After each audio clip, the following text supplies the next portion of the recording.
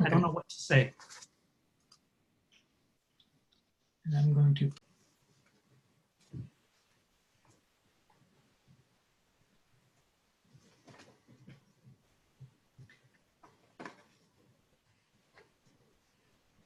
Good evening, everyone. From coast to coast, and perhaps even beyond that, the Icelandic National League of the United States would like to welcome each of you to tonight's Author's Corner.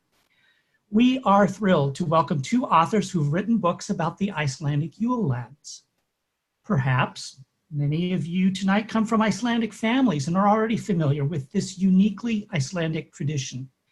And I suspect some of you will learn about these Icelandic Yule Lads for the very first time tonight. In either case, it's a wonderful tradition that our two authors tonight have become experts in. I hope you'll enjoy the next bit of time with us. Before I introduce each of the authors, I'd like to tell you that we welcome your questions.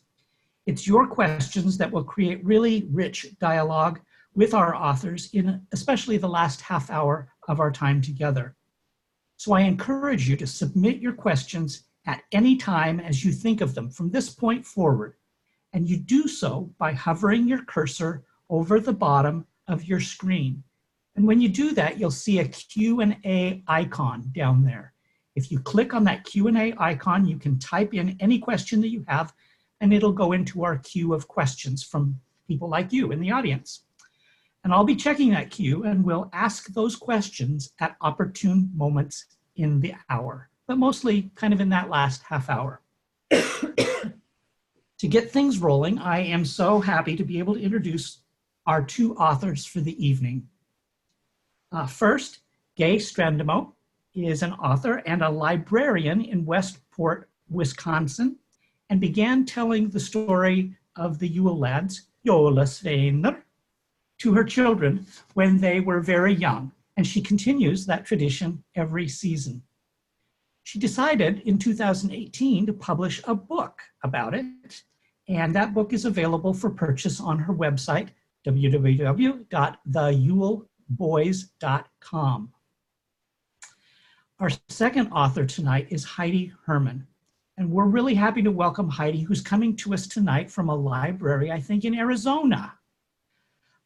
She is the author of 3 different books about the Yule Lads and probably learned about this tradition from her mother, who was born in Iceland.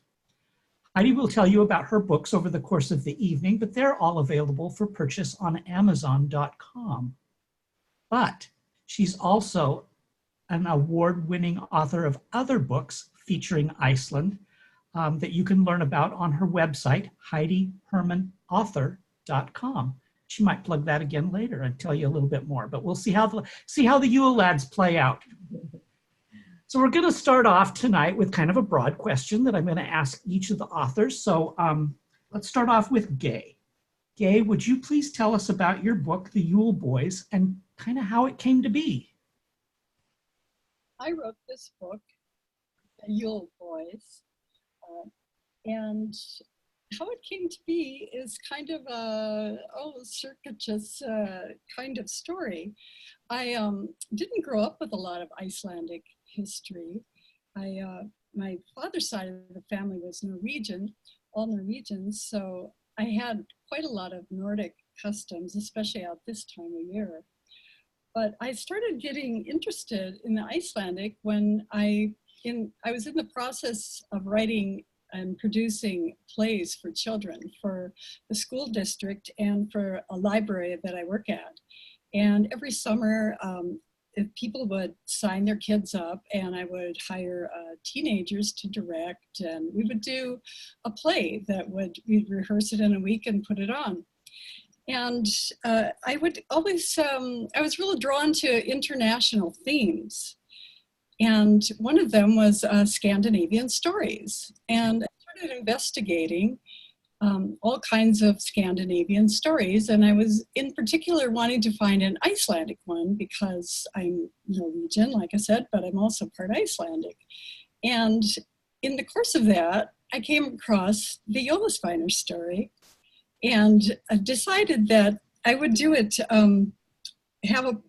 do this little custom with my children, my two sons. And they really loved it. We lived in an old 1800s farmhouse at the time, and it was really a lot of fun. And I always made sure that I had a good potato, you know, at some point. And it was during the time of Harry Potter kind of being at the fore. And these magical creatures just kind of moved right into our lives. Very cool, very cool. So your book is just a year old now, right? It's just a year old. This is kind of my first marketing season for the Yule, because we got it late last year due to paper shortages, printing problems. Well, let's shift that same question over to Heidi. Could you tell us a little bit about your book that's called The Legend of the Icelandic Yule Lads? Yes. Well, my mom is from Iceland, and she spent the first 20 years of her life in Iceland. So she grew up with these, the legend of the Yule Lad and Grilla, the hidden folk, the monster worm, all of these things. When she wrote her memoirs of growing up in Iceland, she included all these things, and so many people had questions. And I knew the Yule Lads, but there were so many different levels to the legend, and I started researching to kind of answer more questions. And I happened to be in Iceland. It was 2014. And I was in Iceland, and I got to talking to one of my little cousins there. And I said, you know, the Yule Lads at Christmas time, they used to be like horrible and awful and naughty. And they would come down and steal kids, and Grilla would make them into bad kids too. And that was horrible. But now they're just, they make mischief, and they steal things, and they'll leave you little gifts. What happened? What happened that they changed? And in very typical Icelandic fashion, this little 5-year-old just went, they just did. Just very accepting of that. And I thought, you know what? I am half American, half Icelandic. So the American part of me needs the story. I need to know what happened. Where's the story? So that is what my book is, Legend of the Icelandic Yule Lads. And what I do is present a possible scenario of what actually happened to turn these 13 trolls from horrible child-eating ogres to now fun-loving mischief makers who are, they're not exactly bad, they're not good, but they're not really bad. So this is my story.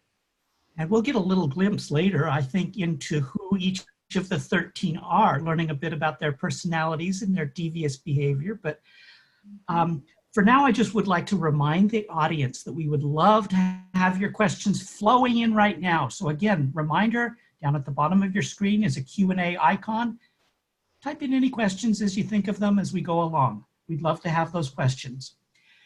So Gay, I think I mentioned that when I introduced you, that the Yule Lads have kind of become a family tradition. Can you tell us how that tradition's kind of woven into your celebration at Christmas? Well, but my boys were quite young when I started it out, and I just kept gathering more and more information. I was in grad school at the time, and working at the major humanities and social sciences library on campus. And I started trotting up to the special collections where they have the rare books and you put them on a pillow. And so I started finding kind of background on all this, and also some wonderful pictures from these 1800s books. And, you know, I just took these with my phone, but aren't they great? And started getting an idea. Here's, how do you like these guys? Just finding such oddities like the headdress on the woman and everything. And so I started getting very involved with researching this, and started reading some stories of Icelandic travels in the Napoleonic era and things like that. And then around that same time, there was Sigur Rós and Amina, came into play, you know, on the music scene, and that was a wonderful experience as well. This kind of majestic, sweeping song, and sung in Icelandic, and so just kind of snowballed into having the music around and having a party. Then we started having a party for people, you know, our friends and our kids' friends and everything, and started. And kind of, you know, the characters kept going. And then I was also, I keep sending Yule boys to my boys. They don't live here anymore. One's in Colorado and one is in Japan. And just today at the library, I kind of see, I put little bags of candy and things, and then I have a potato too that I put in there. So your kids really picked up on Today, so I keep it going, and the Japanese love it because my son teaches in a school there, and they just love it. They love it. that's great. Hey, thanks. So Heidi, can you tell us a little bit about why? I mean, you knew about the Yule Lads, and it was kind of a family tradition, but why write about it? What was the motivation to put it to paper? I think it was after Mom wrote her memoirs that a lot of the folklore became a little more at the forefront. And I'm going to have to refer to some of my notes, because some of my research that I found, it's just so fascinating to look at it. Like the idea that the Yule Lads over time just kind of became gentler and nicer, and that sort of happened about the way Iceland converted to Christianity. Pretty much overnight, you know, they pretty much decided that they didn't want to have a holy war, so everybody converted to Christianity overnight. What you did in your own house was your own business, kind of a don't ask, don't tell. But that's exactly how it was done. And that's pretty much how they did the Yule Lads too. Let's see, it was 1746. Somebody decided that these stories were getting entirely too violent. So they actually have a law decree that said the foolish custom, which has been practiced here and there about the country, of scaring children with the Yuletide lads or ghosts shall be abolished. So once that law came out, they wanted to keep the Yule Lads and keep them as part of the Christmas tradition, but they just had to tone them down and kind of give them a new spin. But you take that with the Yule Cat and with Grilla, that Snorri Sturluson actually wrote about her back in 1300. So she's very, very old. She actually shows up in the Faroe Islands as well. So she gets around quite a bit. But the Yule Cat, connecting to Christmas, anyone who doesn't get clothes for Christmas, you can almost follow that back to the sheep shearing in the fall. Anybody who helps out with the shearing would traditionally get a bag of wool, and then you'd have a couple months to work that into new clothes. So obviously, if you didn't have new clothes at Christmas, you were a lazy person and didn't help with the shearing. So, you know, so some of this all connects together, and it makes for fascinating folklore. And I can't help sharing it. I love the folklore and the mentality behind it that really sets the stage for what the culture is like and how they approach living and interacting with each other. That's very cool. Now, I think, Gay, with your book, you did most of your own illustrations. Is that correct? Except for the map. Okay. And Heidi, what about your illustrations in your book? Are they yours or somebody? Oh, no, I worked with a very talented artist up in Portland. She worked on the cover of the original book, the coloring book. We have Christmas ornaments, and she is actually in the process of re-illustrating the original book because we want to put more of the original legend in there. But we had a lot of input from her 7-year-old daughter on what some of the guys should look like and how they ultimately ended up their images. Yeah. Yeah, cool. Well, before we get into some other questions from the audience, hopefully, I think Heidi's going to read a 1932 poem about the Yule Lads, which will give us a real flavor for who they are and their mischief. And at the same time, we're going to try to show some of the illustrations from Gay's book. So Doug, if you can cue up the PowerPoint on that first Yule Lad, and Heidi, you can introduce the poem to us. Absolutely. Now, this is going to be from a 1932 poem called Jóla Svennar by Johan Kotlum, and he kind of updated all of the Yule Lads for modern times.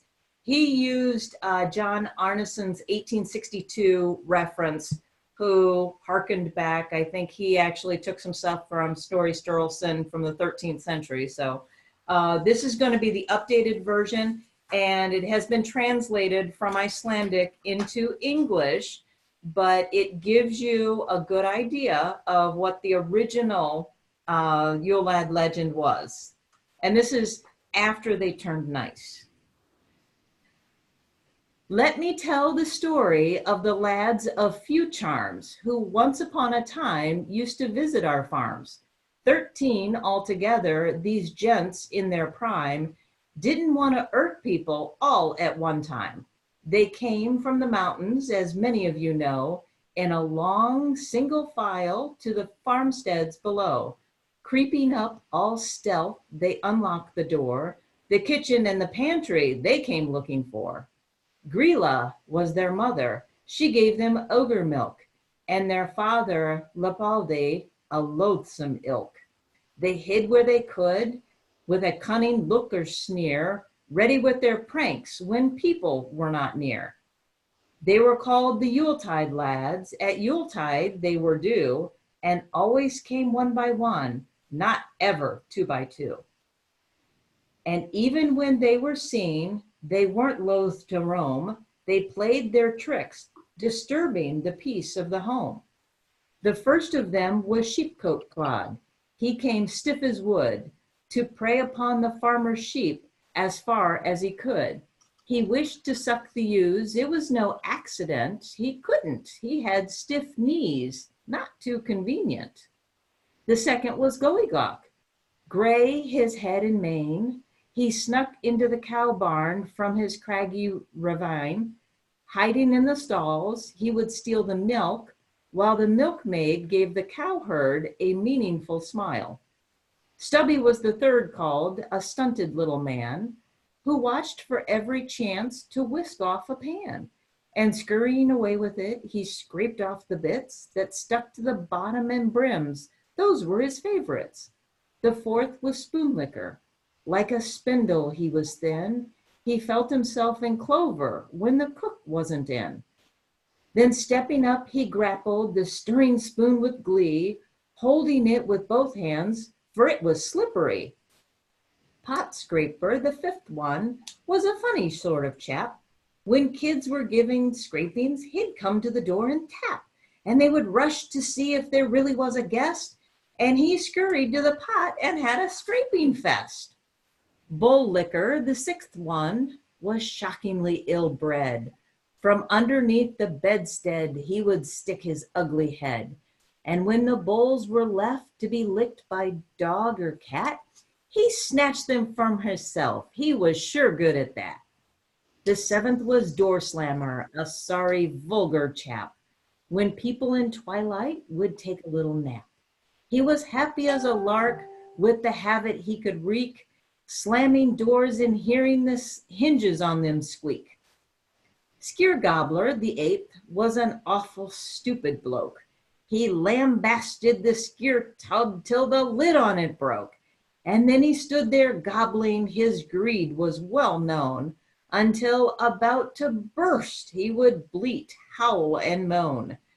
The ninth was Sausage Swiper, a shifty pilferer. He climbed up in the rafters and raided food from there. Sitting on a crossbeam in soot and in smoke, he fed himself on sausage fit for gentlefolk. The 10th was Window Peeper, a weird little twit, who stepped up to the window and stole a peek through it.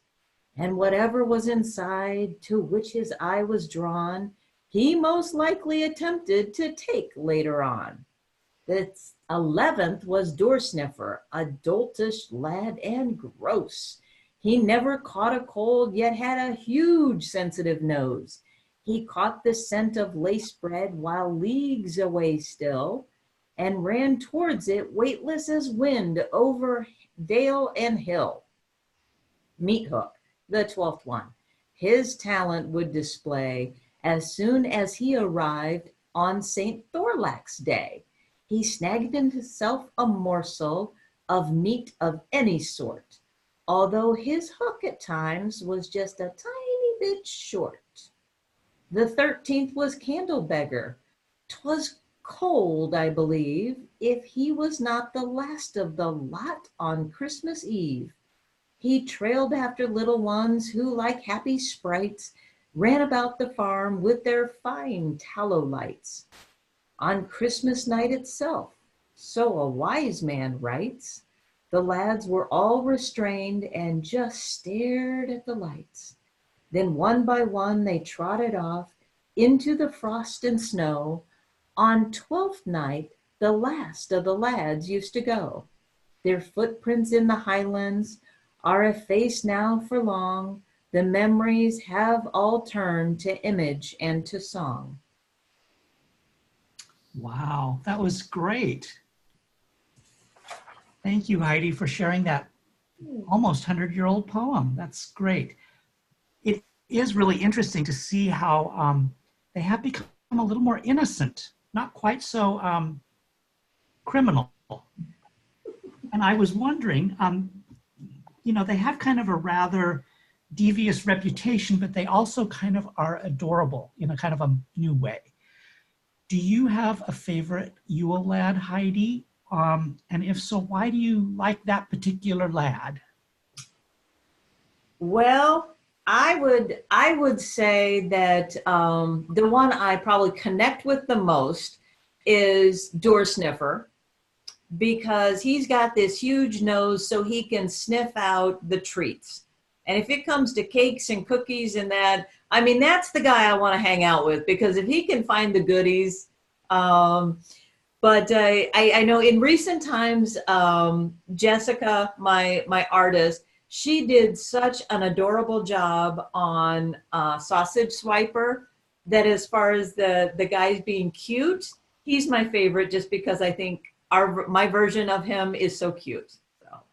So did your mother like tell stories about like things that would happen at these particular nights along the way? Like would the skier in the refrigerator be missing the next morning?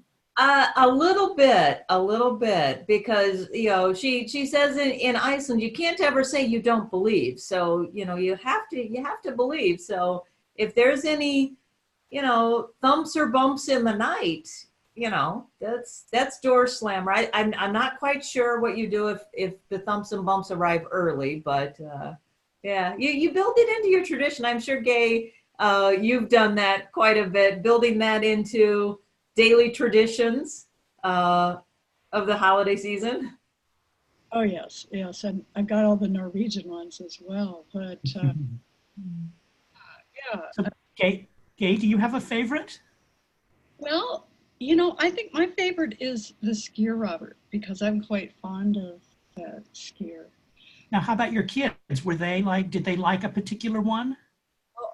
Well, in my drawings, which are kind of, you know, I haven't been to Iceland, so I've taken liberties with how they look and have modernized them and made them younger. They love pot liquor. Everybody loves pot liquor. Just because it always got the kind of plumber's pants. Well, we've got some questions that have come in from the audience, so let's see if we can kind of stroll through them. And two of them actually are kind of on the same interesting topic. So both of these people that ask questions talk about the transition of these stories to North America, and they say that their immigrant communities didn't really carry these stories forward. Do you know anything about maybe why they died out with many of the immigrant families? Because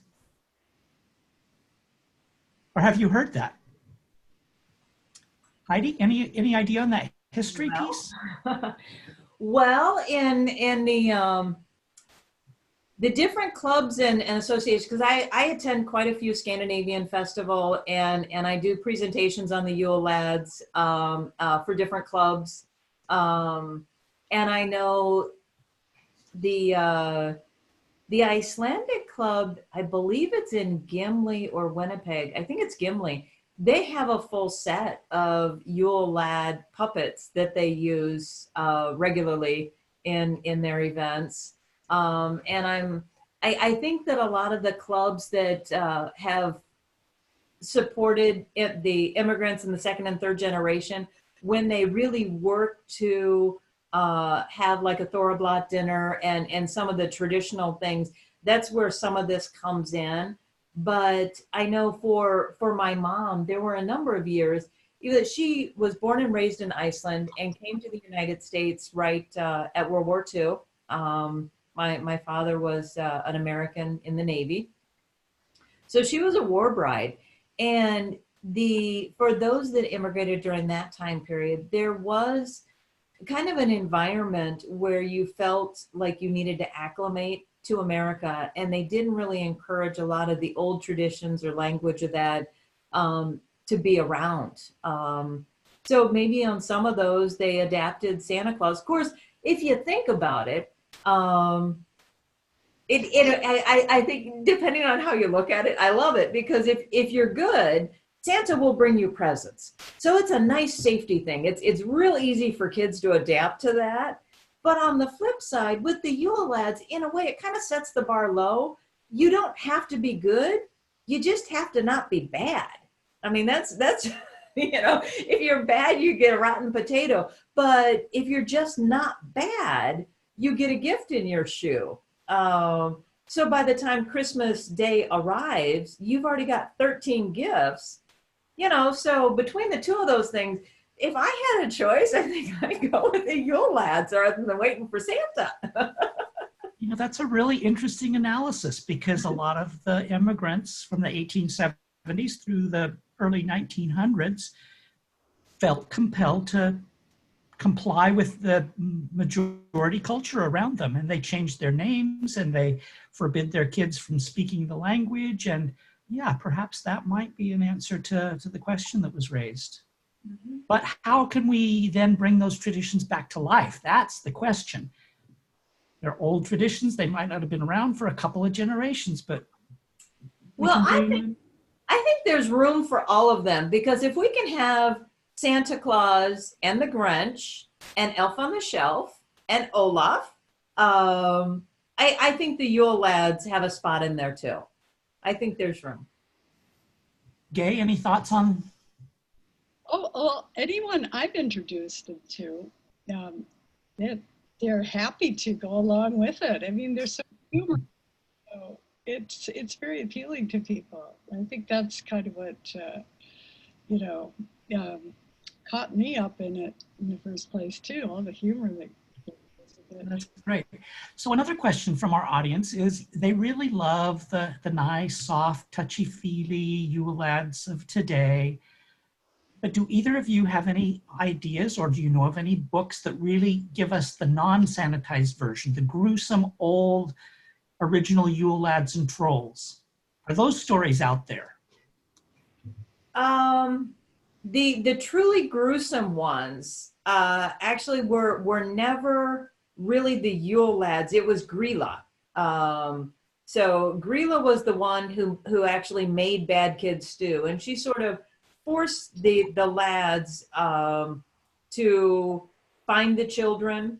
And if you go back, like I said, Snorri Sturluson actually wrote about Grilla and in the Faroe Islands, and there's actually a very similar folklore in Ireland that has a striking resemblance to Grilla.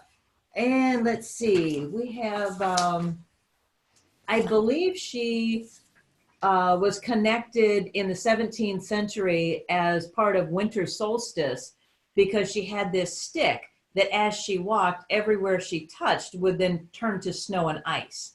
And that's sort of how she got associated with that. Me personally, I would always like to think that it had something to do with the midnight sun because, you know, trolls can't go out in the sunlight because they turn to rock. So it makes sense that they would be active in the winter, but apparently it has something more to do with the summer solstice. So some of those really gruesome tales, I would say go back to Grilla. And she would probably give you some of that you're looking for. Thanks. You know, I think both of you talked about having to use your imagination as authors to kind of speculate on some of the story. At least some of the illustrations were, you know, kind of in your imagination. How about this as a question? Can you speculate and tell us what you think the Yule Lads do the rest of the year when they're not like causing trouble during the holidays? Where are they? What do they do? Well, they live in Dimmaborger. So they live up near Lake Nivat. I don't know. I guess we're going to have to write some more stories on what they do. I know in one of my second story, I felt like they needed to venture to America, and they came to the Icelandic Food Festival in New York. And then I kind of had them causing havoc at the North Pole. But I think they can pretty much go wherever they want to. Magical creatures. Right. Magic creatures, yeah. Mm-hmm. Mm-hmm. You have any thoughts about where they hang out, Gay? Well, they live in a cave, and I should think that maybe they try to have some fun in geysers and dropping down volcanoes and spelunking and swimming and just kind of making use of all the loot they gather from. We had one question come in one questioner noted, Gay, that this is your first book. So first of all, congratulations on becoming a published author, but what did you feel you had to do personally to prepare to write your first book? Did you take any writing or publishing classes? No, I didn't. I have one of my degrees from undergrad is in art, and I was mostly involved with theater after I graduated. So it was just relaxing for me. I just decided, you know, I'm gonna do this. And so on my day off, I would just draw probably one character a week. And so that part of it, you know, not stressful. And when it came to the actual publishing, I decided to self-publish, and my husband has a lot to do with that too, because he shoots video and he's really kind of facile with all these programs. And so he set that up, and we have a company and got a printer in Minnesota. And the thing is, I self-published for a couple of reasons, because when you try to get a major publisher to publish something, they want either text or illustrations, not both. And I just saw no point to that and didn't see how that could work. So that's how we came to self-publish. And it was a kind of a lot of rigmarole, because you have to have certain formats going for you, and you have to have certain placement. It really, I did learn a lot. I learned a lot about publishing. Very nice, thanks. So somebody wrote in with an interesting statement, not necessarily a question, but their history with this in their family. He says, my great-grandmother used to tell Icelandic stories to my mother. So this was a grandmother talking to his mother. When she was young, the stories scared her so much that she would hide when my great-grandmother would tell these stories. And to this day, mother hates trolls and does not want anything to do with them. I shared Heidi's book last year with my family. My mother still does not want to hear about troll stories. I wouldn't blame her, because when I read the first story about Grilla, and that she has 100 tails and a bag on each tail that held 10 children per bag, and she has cloven feet and 10 ears on either side of her head so she can hear the complaints of children and, you know, go down and steal them. And I just thought it was so horrible, and just all the visuals, and yeah, I did. So you've mentioned a couple of times tonight that the mother of these 13 lads was Grilla, and she wasn't a very pleasant person either, it doesn't appear. Let's expand the conversation to other Icelandic stories or traditions or holiday foods, customs, things that you've incorporated in your families. But can you expand a little bit about the story of Grilla and the cat? The Grilla is presented as an ogress. So she's an ogre, and her offspring are trolls. And of her third husband. The cat is her pet. And so the Christmas cat basically stalks down at Christmas time and looks for people who didn't get new clothes. And Grilla is mainly, you know, looking for bad kids that she's sort of been, and I find it interesting that it's almost like Santa Claus, where she's been keeping a list, you know, because she listens all year long, but she waits until Christmas time before she comes down and starts snatching kids, you know. I found it interesting that, and maybe this, now that I'm thinking of, maybe this has something to do with why immigrants kind of switched to Santa Claus in that.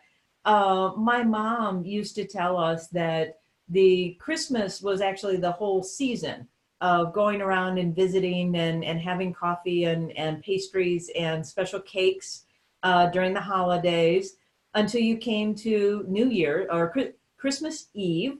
At 6 p.m., all the church bells would ring and you would go to church. And so even that is a tradition that we had. I used to find church bells on my phone. So we would go out to dinner and we would find the church bells and we would have the church bells go off at 6 p.m. And then and someone correct me if I'm wrong on this, I believe it's also Christmas Eve where you have the tradition of going to the cemeteries and lighting the candles. And some of the photos, I've never actually been to Iceland during Christmas for this, but all the candles are lit on the graves of all your ancestors. Traditionally, you get one gift at Christmas Eve that you open, and a lot of times it's a book. It's where our Christmas book flood comes from. And of course, that tradition didn't actually start until World War II.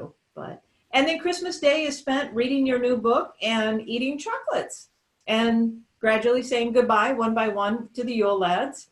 And I personally think that's another nod to how they converted to Christianity, because the Yule Lads all leave one by one and they all are gone on Three Kings Day, which is January 6th.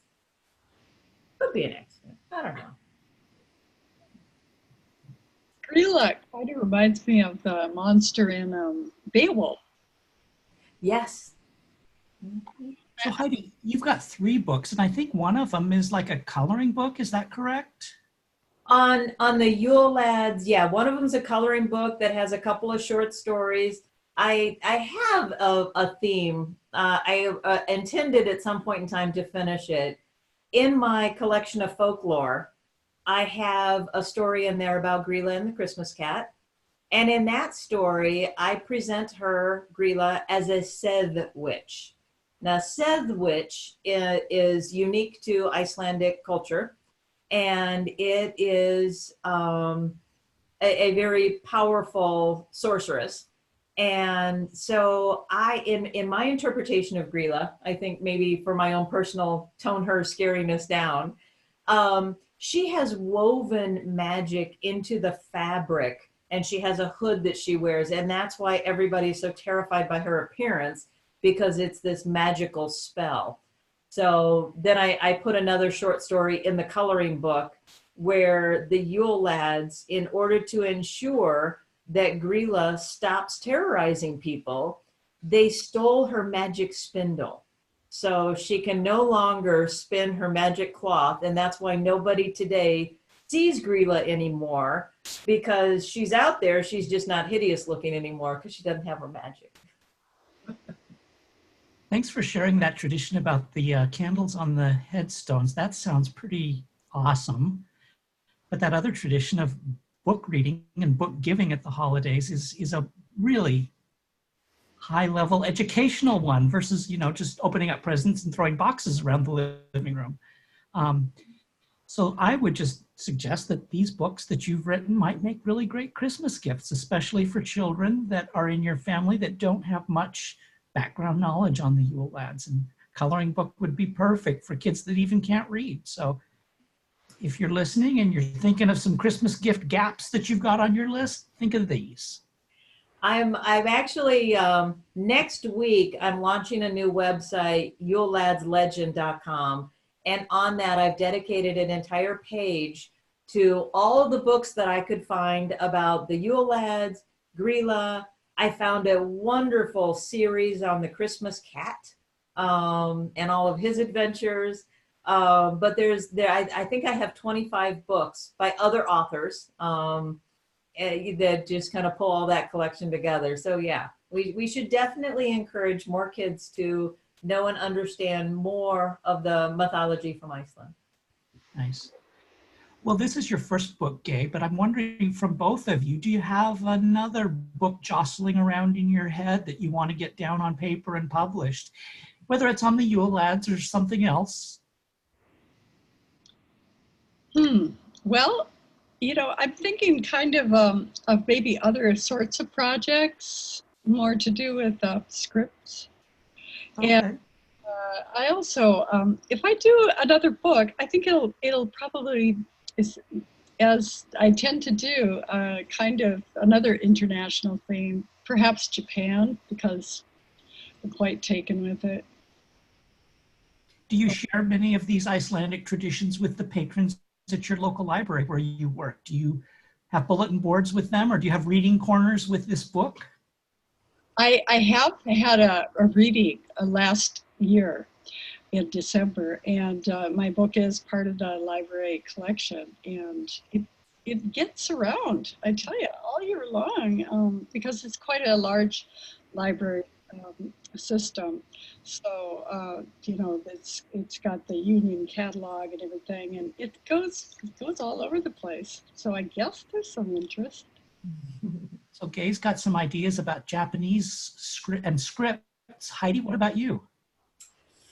Oh, I'm working on a lot of projects right now. Yeah. I'm actually doing a couple of nonfiction works right now. One day, if I have time, I have one that's rattling around in the back of my head for children, called The Secret Life of Trolls. And it's what you were saying. What do each of the lads do by themselves the rest of the year? But I also have some questions about the Guardians of Iceland. How do they spend their time? And I am absolutely fascinated by the troll. I believe proper pronunciation is Odini, the one that has the bathtub at the southern of Iceland, Rickanes Peninsula. The troll bathtub there. I'm wondering what a troll needs a bathtub for. So I think there's a story there. I think so. Cool. Well, we don't have any more questions in the queue, and I've run through my list of back pocket questions. So is there anything either of you would like to say to just kind of wrap up? Heidi, where can people follow you most easily to know all of those new books as they evolve? I have Facebook, Instagram, and a website, Heidi Herman, author. My Instagram is Stories by Heidi. But the Yule Lads have all of their own social media. Yule Lads Legend, across pretty much every social media platform. Type in Yule Lads Legend and you'll find them. Okay. But yeah. And Gay? Pretty much the same, the Yule Boys, and mine is the Yule Boys. I kind of wanted to avoid copyright problems with Brian Pinkerton, you know. So, and it's also kind of a little more American a term, so that was kind of deliberate. So the YuleBoys.com and Yule Boys Instagram. It's just the Yule Boys everywhere.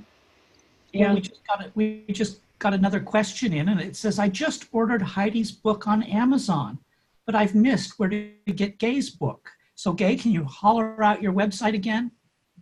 YuleBoys.com. YuleBoys.com. It's in 13 stores, and those are also listed on the website. Nice. So you can go to some business to a local bookstore. Well, I think I will. As a parting comment, I will say I forgot that when we launch the website next week, YuleLadsLegend.com, I did include an entire page of children's activities on there. So if you want to get any coloring pages or puzzles or all kinds of different activities for kids, there'll be a special page on there for all kinds of free activities for them to download. Thank you. There's nothing magical about drawing this out to an hour, and we are having 45 minutes of really quality, wonderful discussion. So I'm going to suggest that we kind of wrap it up. And on behalf of our president of the INLUS, Suna, who regrets not being here tonight because of illness, we want to thank the wonderful team of volunteers and our two wonderful speakers tonight, Heidi and Gay. We encourage you to purchase their books, and even though it wouldn't be audible to them, I think they deserve a big round of applause and our immeasurable thanks. So applause, applause, applause.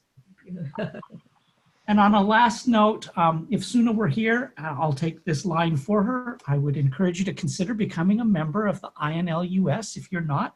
We're a fledgling new organization, and you can do so by checking out our website at www.inlus.org.